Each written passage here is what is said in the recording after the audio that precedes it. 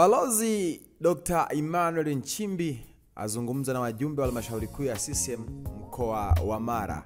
Katibu mkuu wa Chama cha Mapinduzi CCM Balozi Daktari Emmanuel John Nchimbi amezungumza na wajumbe wa halmashauri kuu ya CCM mkoa wa Mara kwenye kikao cha ndani kilichofanyika katika ukumbi wa ofisi ya CCM mkoa wa Mara siku ya Jumatano tarehe 23 ya mwezi Aprili mwaka 2025.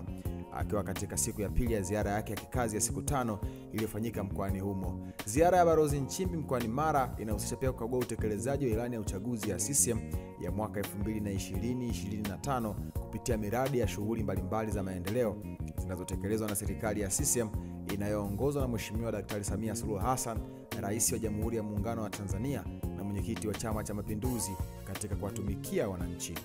Mapema kabla ya kikao hicho cha ndani, Balozi Nchimbi alitembelea na kukagua maendeleo ya miradi ya ujenzi wa uwanja wa ndege wa Musoma na hospitali ya rufaa ya kumbukumbu ya Mwalimu Julius Kambarage Nyerere ambayo yote inajengwa mjini Musoma.